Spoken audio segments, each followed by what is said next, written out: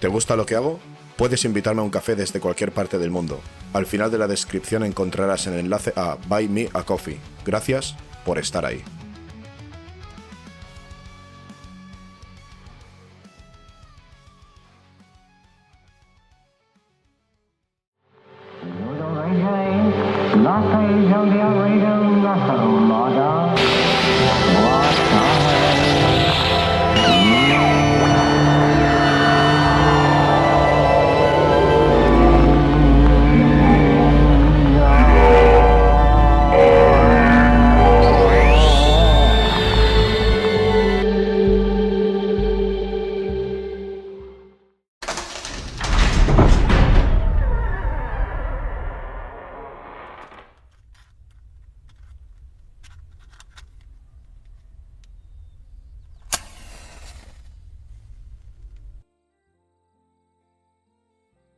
Yo creo profundamente en el inconsciente colectivo. Yo creo que el alma, el espíritu de todos los seres humanos forma como un tejido poderoso que envuelve todo el planeta y que de alguna manera es el que pervive. Yo creo que quien aporta más a esa alma colectiva, a ese acervo cultural colectivo, a ese ser vivo, palpitante, impalpable, que es el ente de la cultura viviente universal, de alguna manera pervive y de alguna manera obtiene un billete para la eternidad.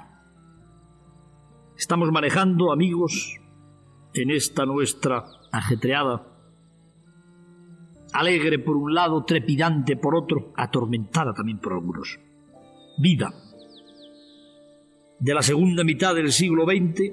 Estamos manejando elementos que hombres vivos dejaron en ese acervo cultural, en esa cultura viviente, en ese alma colectiva de la humanidad desde hace millones de años.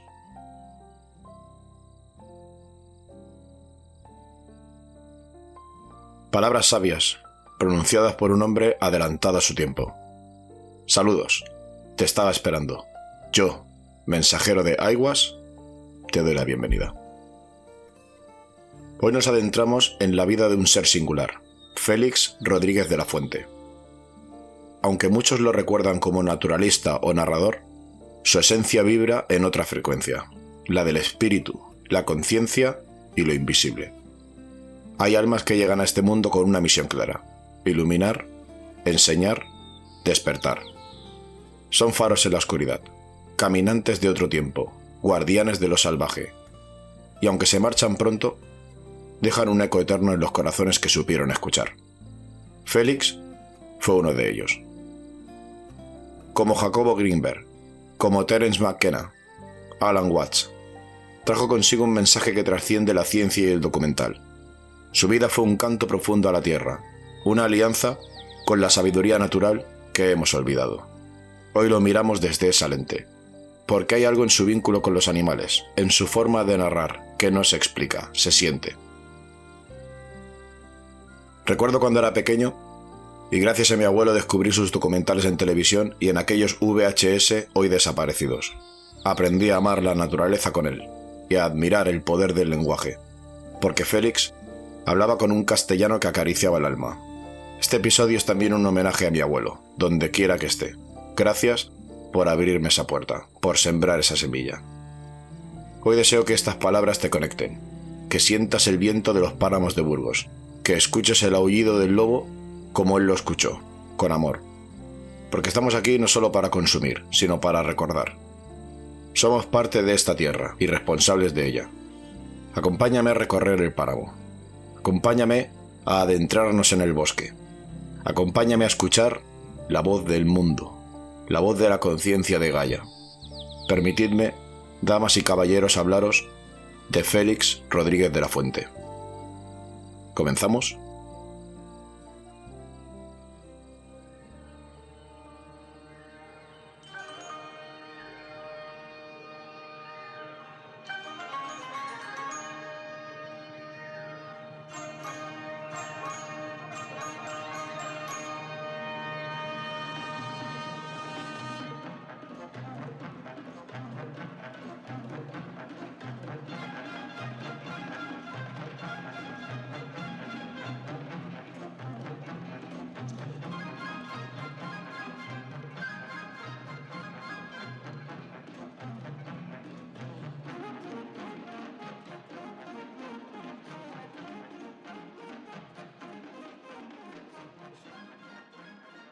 El origen, de donde nace el viento. Nació en la tierra del viento y la sal, Poza de la Sal, Burgos. Fue el 14 de marzo de 1928 cuando el alma de Félix Rodríguez de la Fuente llegó a este mundo. Hijo de Samuel Rodríguez, notario culto y amante del castellano, y de Marcelina de la Fuente Ibáñez, mujer de temple castellano y raíces hondas. Compartía su niñez con su hermana menor, Mercedes. Creció en una casa que no era solo un hogar, era un santuario de palabras. Las paredes estaban cubiertas de libros. Se hablaba con precisión, se pensaba en voz alta. Allí se conjugaba el verbo y la tierra, el rigor del lenguaje y el susurro del campo. Era una morada donde el intelecto se mezclaba con el polvo de las botas, con el olor a tomillo y el alero de buitre. Su padre, contrario a una escolarización precoz, asumió su educación en casa, especialmente durante los años convulsos de la Guerra Civil. No había campañas escolares ni pupitres, había libros, montañas y silencio. Y ese fue el caldo alquímico donde germinó una visión distinta. Félix no aprendió por obligación, aprendió por comunión. Leía con pasión, pero también escuchaba el viento, observaba los buitres leonados, seguía rastros de zorro en la tierra húmeda. Poza no era solo un pueblo, era un microcosmos, un lugar donde lo humano aún latía al ritmo del entorno, donde la sal impregnaba la piel y el cielo parecía más ancho. Él mismo lo describiría años después como una comunidad humana en convivencia armónica con los paisajes. Allí, entre radicales y estepas, nació su universo zoomórfico, un modo de ver el mundo a través de los ojos de los animales, un lenguaje anterior al lenguaje, una memoria salvaje que se le quedó pegada al alma para siempre. Ahí comenzó todo. Ahí nació el halcón que más tarde volaría con las cámaras. Félix veraneaba en Santander, donde también trabajaba su padre. Allí, entre acantilados y brezales, entre paseos y silencios, ocurrió el milagro. Un día, en una de sus excursiones por el campo, presenció una escena que lo marcaría para siempre. Un halcón descendió en picado sobre un pato, lo capturó en pleno vuelo y desapareció entre los cielos. Fue un instante, pero en ese relámpago se encendió algo profundo, una epifanía. No fue solo una escena natural, fue un símbolo, una transmisión invisible, un llamado ancestral. El alma de Félix reconoció algo antiguo en ese vuelo depredador, en esa precisión silenciosa, en esa danza entre la vida y la muerte. Allí nació su amor por la cetrería, no como deporte, sino como un arte iniciático, una vía de comunión entre lo humano y el ave, una forma de mirar el mundo desde lo alto. Pero esa libertad recién descubierta no tardaría en ser contenida. En 1938, con solo 10 años, comenzó su educación formal como interno en el Colegio de los Corazonistas de Vitoria. 2 años más tarde, fue trasladado a los Hermanos Maristas de Burgos, y entonces el niño que hablaba con el cielo, que escuchaba el lenguaje de las rapaces, fue encerrado entre muros, horarios y rutinas. El aula no entendía su lenguaje. El pupitre le resultaba ajeno. Los rezos no eran los del bosque. El reloj no era el del sol. Vivió aquellos años como un campo de aprendizaje, sí, pero también como un destierro del alma, una nostalgia temprana por la libertad perdida, como si la jaula de la civilización quisiera contener al halcón que ya había despertado en él. Pero no lo logró. El ave ya estaba despierta, y aunque en silencio, seguía entrenando sus alas.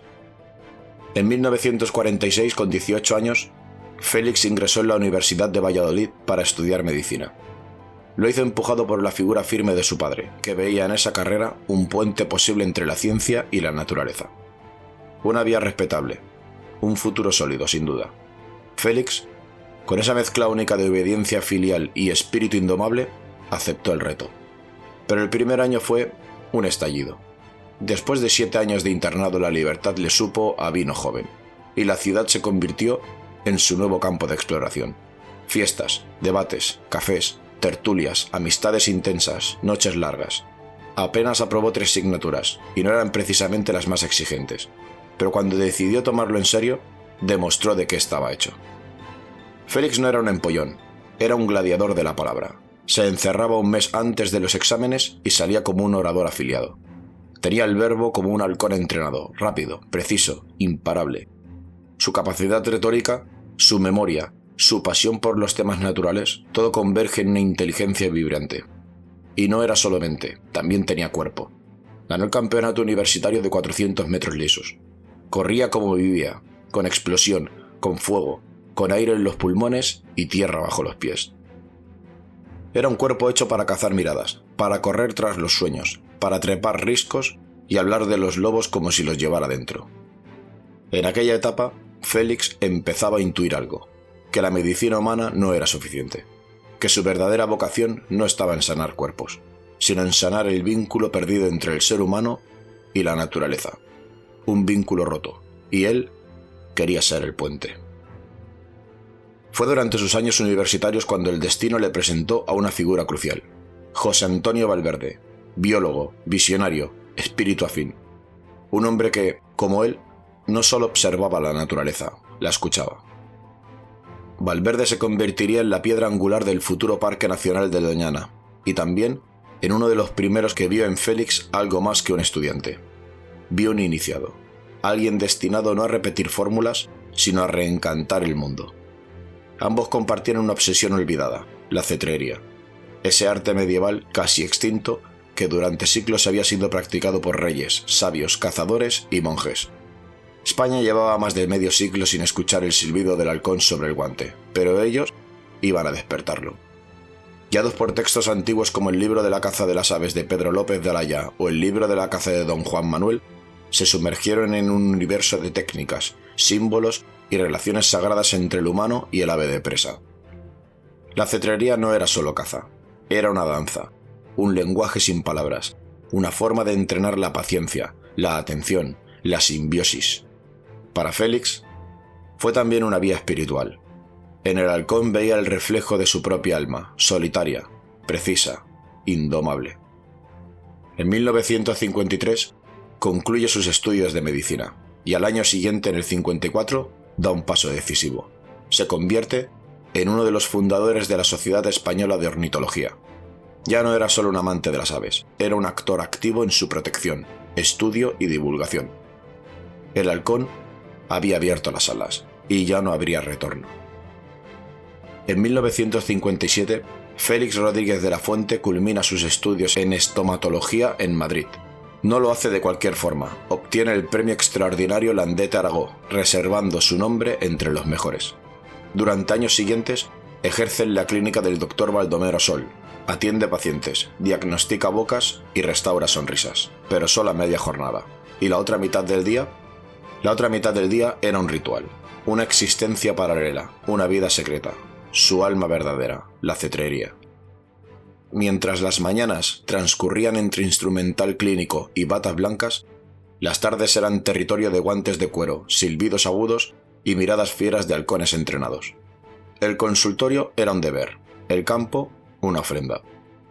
Vivía con los pies en la ciudad, pero el corazón en los riscos. Era un hombre dividido entre lo que debía ser y lo que ya era en lo profundo. Y entonces llegó el parteaguas. 1960 su padre falleció. Aquel hombre que había moldeado su pensamiento, guiado sus primeros pasos y sostenido con firmeza sus decisiones. La muerte de Samuel Rodríguez no solo dejó un vacío familiar, dejó también una puerta abierta, una rendija por donde la voluntad salvaje de Félix se coló sin pedir permiso. Y entonces ocurre la transformación. Deja atrás definitivamente la odontología, rompe el cordón de seguridad que lo ataba a la vida correcta, entre comillas, y se consagra por completo cuerpo, alma y destino a la naturaleza, la divulgación y el arte de volar sin jaulas. Ese fue el año que dejó de volar por dentro para empezar a hacerlo por fuera. A comienzos de los años 60, Félix Rodríguez de la Fuente ya no era solo un amante de la naturaleza, era un sabio en formación, un divulgador en ciernes, un espíritu dispuesto a transformar el lenguaje científico en emoción colectiva. En 1961, su experiencia con aves rapaces lo lleva a un lugar inesperado, el cine. Trabaja como asesor de cetrería para la superproducción El Cid, rodada en España. Allí, entre focos, grúas y directores, Félix despliega su conocimiento ancestral, no como un técnico, sino como un heredero de un arte milenario. Ese mismo año, da un paso decisivo. Funda en Briviesca el Centro de Cetrería, respaldado por el Servicio Nacional de Pesca Fluvial y Caza. Es la primera piedra de una estructura que unirá ciencia, historia y conservación. En 1962 y 1963 se sumerge aún más en el estudio del halcón peregrino, esa criatura que ya era su alter ego en el cielo. Sus observaciones, registros y reflexiones se condensan en su primer libro, Cetrería y aves de presa.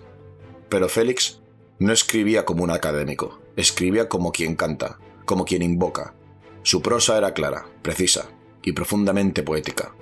Hablaba de alas y de predación, sí, pero también hablaba del alma que se entrenaba con cada vuelo. En 1964 viaja a Caen, Francia, para presentar su estudio sobre el halcón peregrino en el Congreso Internacional para la Protección de las Aves de Presa. No fue una charla más, fue una consagración. Su exposición, cargada de datos pero también de emoción y profundidad, causó admiración internacional. Los expertos entendieron que no estaban ante un simple ornitólogo, estaban ante un nuevo tipo de mensajero. Uno que venía del campo, pero hablaba como un profeta. Uno que amaba la ciencia, pero no había olvidado la magia. A partir de entonces, su nombre empezó a circular. Los círculos de poder, los medios, las instituciones empezaron a escuchar el aullido suave de Félix, y ese aullido ya no se detendría.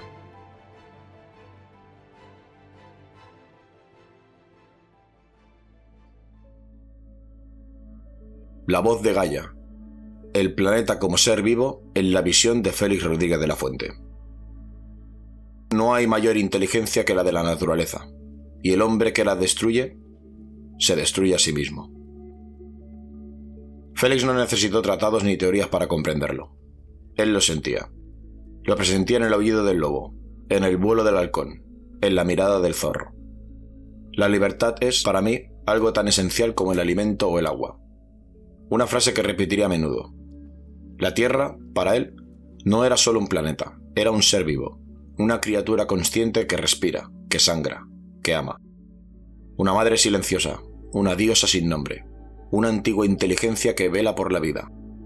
La Tierra no pertenece al hombre, es el hombre quien pertenece a la Tierra. Antes de que la ciencia hablara de la hipótesis Gaia, Félix ya la invocaba sin nombrarla. Mucho antes que Lovelock o Margulis, ya hablaba de la Tierra como un superorganismo sagrado. Los ríos no solo fluyen, hablan. Los árboles no solo crecen, escuchan. El aire no solo corre, comunica. Veía señales invisibles, armonías ocultas, vínculos sagrados.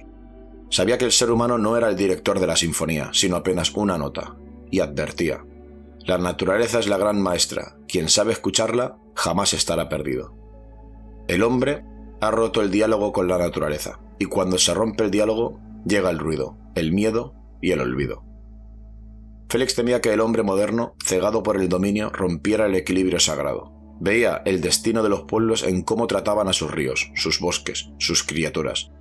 No puede haber libertad en un mundo contaminado, ni justicia en un mundo arrasado. Hoy, mientras Gaia llora su deshielo, mientras los incendios arrasan el pulmón del mundo, la voz de Félix aún resuena como un eco profético. La tragedia del hombre es el que ha perdido el contacto con la vida real. Él no fue solo un divulgador, fue un medium de la Tierra, un canal entre el alma planetaria y el corazón humano. Como decía él, mi religión es la vida, mi templo, el bosque, y mi oración, el respeto. Cuando un alma vive alineada con su verdadera voluntad, eso lo sabéis bien, el mundo no vuelve a ser el mismo. Félix no solo vivió, transformó. Fue el padre de la conciencia ecológica en una España que no sabía mirar al bosque sin miedo. Conectó generaciones con sus hermanos silvestres. La prensa lo llamó el fenómeno Félix. Pero fue más que eso, fue un despertar colectivo. Resucitó un arte dormido desde hacía siglos. Logró que el halcón peregrino se reprodujera en cautividad. Gracias a él, las aves rapaces pasaron de ser cazadas a ser protegidas. Defensor del lobo, entró en sus guaridas, compartió su aliento, transformó el odio ancestral en respeto. El lobo, gracias a Félix, volvió a ser el símbolo no enemigo. Guardián de otras especies, luchó por el oso pardo, el lince ibérico, el águila imperial. Cada animal era un espejo del alma humana, un reflejo de lo que estábamos perdiendo de nosotros mismos. También hizo escenas imposibles, rodó sin efectos ni guiones, en 35 milímetros, en plena naturaleza. El hombre y la tierra no fue solo una serie, fue una expedición cinematográfica a lo invisible. Fue un revolucionario de la televisión. Narraba desde el alma, improvisaba, latía, convirtió la televisión en altar y la ciencia en revelación. Fue creador de refugios sagrados, fundó el refugio del Montejo de la Vega, creó el Centro Nacional de Cetrería, dejó huella física, espacios vivos, legado fértil.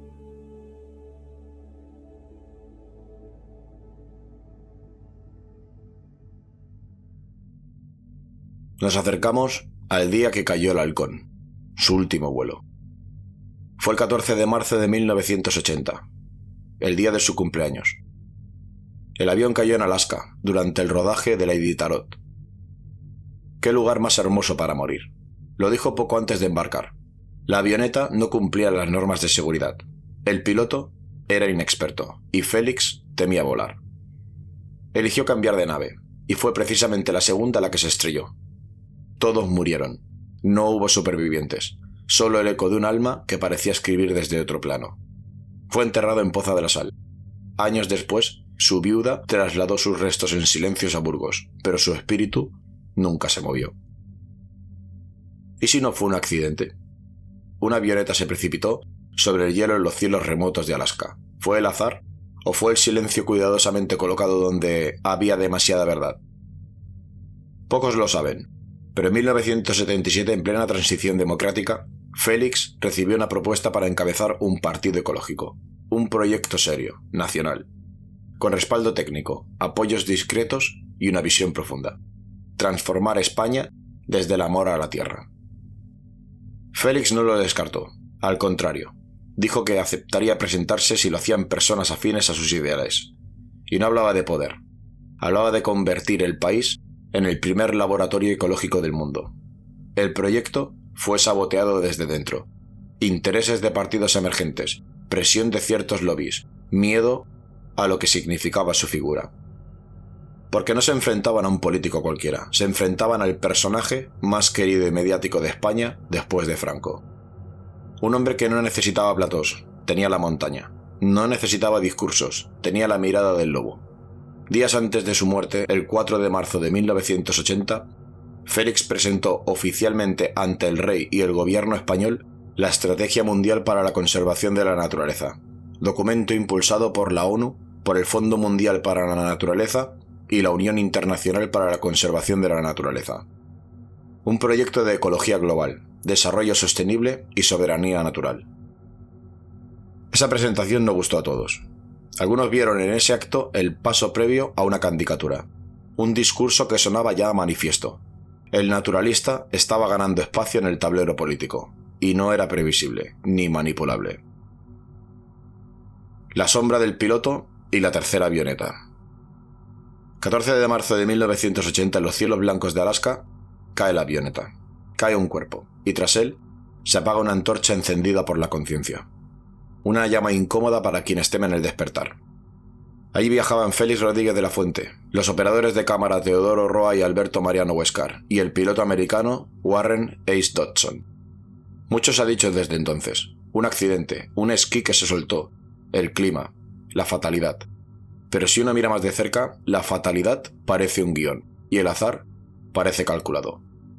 Él temía volar, y lo dijo abiertamente. Aquella mañana, la avioneta en la que debía embarcar presentó una fuga de aceite. El piloto, Tony Honey, detectó el problema. Félix, inquieto, pidió cambiar de nave. Entonces entró el piloto Dodson, una elección instintiva, pero precisamente esa fue la nave que se estrelló. Buscando información sobre Dodson, no se encuentra casi nada, salvo su nombre en un par de archivos y notas breves. No existen registros que confirmen las miles, entre comillas, de horas que según algunos se le atribuyan. No hay entrevistas, no hay trayectoria clara, ni reconocimiento aeronáutico público. No parece tan veterano como la versión oficial nos quiso intentar mostrar. Y es aquí donde la sospecha crece, como una sombra entre la nieve. ¿Por qué voló una avioneta sin autorización formal? ¿Por qué no se investigó en profundidad el accidente? ¿Por qué nadie se pregunta por la tercera avioneta? Una avioneta desconocida, que no formaba parte del equipo y que, según testigos locales, sobrevoló la zona poco antes del accidente y desapareció. Nadie preguntó por ella, nadie explicó su presencia, todo apunta a un accidente perfectamente orquestado. No por odio, sino por prevención, para evitar que aquel hombre incómodo, libre y peligrosamente querido llegara demasiado lejos. Además, Félix pudo haber sido presidente de España. No lo digo yo, lo dijeron los que estaban de cerca. Él mismo afirmó que aceptaría si se lo proponían las personas adecuadas, y lo que eso significaba era una amenaza demasiado directa para muchos. Porque cuando un hombre sin partido, sin deudas, sin miedo, sin precio, se convierte en el personaje más querido de un país entero, los poderosos tiemblan. Y en un sistema recién salido de una dictadura donde aún se acomodaban los intereses de siempre, la figura de Félix era una derrota anticipada. Así que hoy, mirando atrás, uno puede ver que aquel esquí suelto, aquel fallo repentino, aquel silencio administrativo tras la caída, no huelen a tragedia, huelen a advertencia. «Qué lugar más hermoso para morir», dijo antes de embarcar, pero quizás en el fondo supiera que no solo volaba sobre el hielo, volaba sobre un tablero donde alguien ya había movido las piezas. ¿Qué es lo que hacía incómoda a Félix? Félix se enfrentaba al lobby cinegético, que lo consideraba un traidor por proteger al lobo. Las corporaciones agroindustriales, que veían en él una amenaza al modelo extractivo.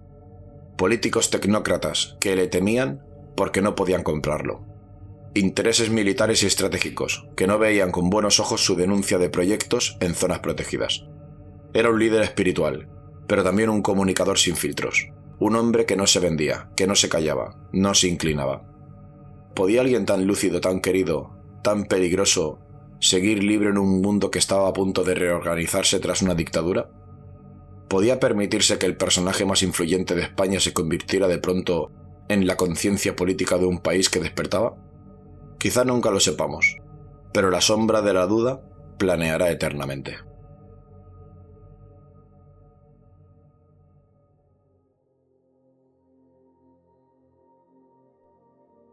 El hombre y la tierra, la sinfonía natural de un alma libre. Entre 1973 y 1980, Félix Rodríguez de la Fuente emprendió lo que hoy se considera su obra magna, El hombre y la tierra. Fue mucho más que un programa, fue un canto cósmico a la vida, una ceremonia audiovisual donde lo salvaje habló desde el corazón de la pantalla. 124 episodios divididos en 3 bloques, fauna ibérica, rodado en España, serie sudamericana, en los llanos del Orinoco y las Amazonas, con 18 episodios en lugar de los 8 previstos.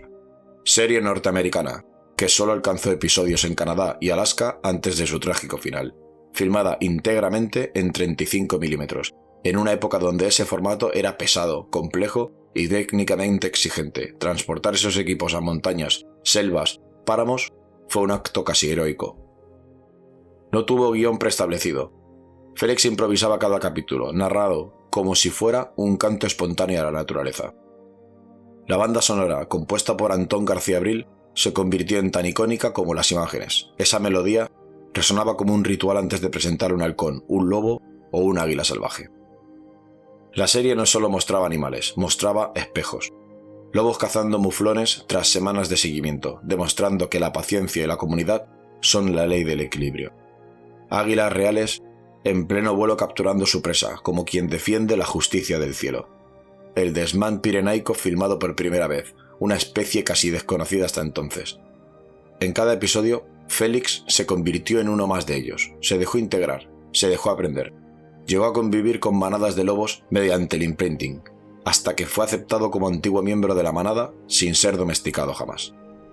Uno de los momentos más memorables de su trabajo es el capítulo Operación Anaconda, parte de la serie venezolana, donde el equipo se adentró en la selva para rescatar anacondas gigantes, caimanes y galápagos destinados a morir por deshidratación. Félix casi sale herido mortalmente al manipular una anaconda colosal. Aún así, tras el susto, continuó grabando sin vacilar. Fue un gesto que simbolizó hasta dónde estaba dispuesto a llegar para documentar la tierra sin dobleces. No fue una serie, fue un espejo. Un recuerdo de que también fuimos río, raíz y silencio. La sociedad española lo admiró con fervor. En los años 70 se le consideró el personaje más famoso después de Franco, según encuestas de la época. La serie se emitió en múltiples continentes, incluso en China, y se estima que llegó a cientos de millones de espectadores. Recibió numerosos galardones: Gran Premio Montecarlo 1975 por Prisioneros del Bosque, TP de Oro 1976, grandes premios en París entre el 77 y el 78, y en el 2000 fue elegida por la Academia de Televisión de España como la mejor producción de la historia de la televisión española. Se publicaron obras complementarias: la Enciclopedia Salvat de la Fauna 1970-1973, con 18 millones de ejemplares vendidos solo en España y traducida a 14 idiomas. También libros como Los Cuadernos de Campo y La Aventura de la Vida. La serie quedó inconclusa cuando Félix se fue el 14 de marzo del 80, cuando solo tenía 52 años. Había muchos capítulos aún por montar. El capítulo número 124 se emitió finalmente en junio del 81, con la narración de Teófilo Martínez. Su muerte, sin duda, conmocionó a España entera. El país entero lo despidió, y en su pueblo natal su entierro fue multitudinario. Trasladaron sus restos clandestinamente a Burgos en medio de la tensión pública. Pero en el año 2004, Odile Rodríguez de la Fuente, hija de aquel que habló con los halcones y los lobos, decidió no dejar que el mensaje de su padre se diluyera en el pasado. No lo hizo por deber ni por apellido, lo hizo por convicción profunda, por amor a la tierra, por lealtad a una visión que aún tenía alas para volar. Sabía que el legado de Félix no debía dormir encerrado en archivos ni museos. Tenía que mantenerse vivo, presente, actuante. Había que llevarlo a las aulas, a las redes, a las conciencias de nuevas generaciones. Y así, con ese impulso, nació la Fundación Félix Rodríguez de la Fuente, una plataforma viva, un eco organizado, un escenario donde el ayer se transformaba en el mañana. Odile, más que hija biológica, fue y es heredera espiritual del mensaje. Dotada de ciencia, sensibilidad y determinación, construyó una organización independiente, comprometida y luminosa, capaz de tocar miles de vidas a lo largo de más de una década, lanzando campañas para despertar el respeto por la biodiversidad, produciendo documentales y publicaciones que actualizaban la mirada de Félix, impulsando proyectos educativos en pueblos, escuelas y entornos rurales, y sobre todo uniendo personas, entre científicos, ecologistas y ciudadanos, para volver a entender el planeta no como propiedad, sino como presencia viva. Y todo ello sin subvenciones estables, sin favores políticos, solo con la fuerza de un ideal y el recuerdo de un hombre que fue brújula, guía y faro. Pero el mundo moderno, el mismo que Félix advirtió, rara vez cuida de los que siembran sueños. Las cargas económicas, las deudas técnicas, la falta de apoyo obligaron a cerrar poco a poco las puertas de aquel refugio. En 2017, la fundación tuvo que detenerse, no por cansancio, sino porque el sistema no tiene lugar para lo sagrado. Odile, sola, con entereza, mantuvo viva la llama hasta el final. Sostuvo la web, el archivo, la dignidad del nombre de su padre, como quien se niega a dejar que se apague el último fuego en mitad del invierno. Y aunque las oficinas se cerraron, el mensaje nunca cayó, porque el verdadero legado no necesita despachos, necesita corazones despiertos, y esos corazones siguen latiendo. Hoy, el espíritu de Félix vive en cada maestro que enseña a escuchar los latidos de un río, cada joven que se acerca a la biología guiado por una voz de otro tiempo, cada familia que planta árboles como acto de esperanza, y cada ser humano que mira al cielo y al ver un halcón siente que la tierra le está hablando. Y si me lo permitís decir con humildad, él vive aquí, en este programa, en cada palabra que pronuncio con respeto, en cada episodio que busca reconectar a las personas con lo salvaje y lo verdadero. Porque yo también abrazo ese legado, lo comparto con voz y con emoción, lo cuido con gratitud y lo promuevo como lo que es, una misión que trasciende al tiempo y a los nombres. Y si este episodio logra que una sola persona vuelva a mirar con asombro la tierra, que vuelva a escuchar con reverencia el canto del bosque, entonces el sueño de Félix sigue despierto y su vuelo continúa. El esfuerzo de Odile nos recordó que el mensaje de su padre no es una reliquia del pasado, sino una brújula moral y espiritual para el porvenir. Nos mostró que el verdadero linaje no es solo el de la sangre, sino el de la visión. Y gracias a ella, y a tantos que aún mantienen viva esa llama, el vuelo de Félix no se detiene, simplemente ha aprendido a volar en otros cuerpos y en otros vientos. Conclusiones y reflexiones. Félix murió, pero su voz no. Sigue viva en los árboles, en los aullidos, en el viento. Porque Félix no solo enseñó, despertó. Su enfoque único, ciencia y emoción, transformó el documental en oración. El lobo, símbolo sagrado. El bosque, el altar. La mirada, la semilla. Hoy hay parques, murales, esculturas, escuelas con su nombre, no por fama, sino por amor colectivo. Félix nos dejó una forma de mirar, de sentir, de vivir. Nos enseñó que un aullido es poesía, que los árboles escuchan, que si olvidamos eso, nos perdemos a nosotros mismos. Ese tambor que abre este episodio no es solo música, es un portal, es un latido. El hombre y la tierra fue canto, una alianza sagrada entre el ser humano y lo salvaje. Félix Rodríguez de la Fuente no fue solo un naturalista, fue un visionario, un guardián, un mensajero. Cuando lo único que quede de un tigre o un oso sea una imagen que solo podamos ver en una pantalla, quizás entonces, en el silencio, resuene su peculiar voz en nuestra mente diciendo: «Os lo advertí, habéis fracasado». Tras despedirme de vosotros, quiero dejaros con una locución suya, con su majestuosa voz, creando conciencia. Un placer como siempre, el reunirme con ustedes. Hasta pronto.